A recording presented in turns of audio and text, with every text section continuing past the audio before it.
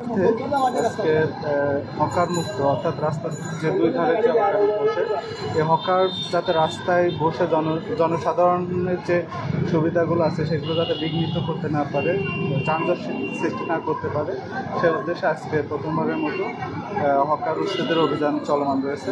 আজকে 5টা পয়েন্টে অভিযান চলমান রয়েছে।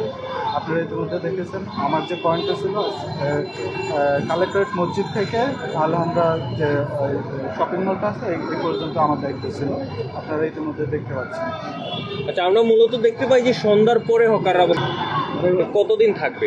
এটা অভিযান অব্যাহত থাকবে এবং আমরা সন্ধ্যা পর্যন্ত আছে এবং যাতে না বসতে পারে আমরা সেই ব্যবস্থাই করি। দেখতে পাচ্ছেন নিশ্চয়, ইতিমধ্যে দেখতে পাচ্ছেন কোনো ধরনের হকার নেই। আজকে আমরা হকার যাতে না বসতে পারে ঠিক আছে, কিন্তু অবৈধ পার্কিংও তো সেগুলো চলমান থাকবে। ঠিক আছে, আমাদের যে নির্দেশনা আছে সেই কর্তৃপক্ষের নির্দেশনা অনুযায়ী আমরা কাজ করতেছি। ধন্যবাদ সবাইকে। আমি মোহাম্মদ মনিরুল ইসলাম, সহকারী কমিশনার ও এক্সিকিউটিভ ম্যাজিস্ট্রেট। Thank you.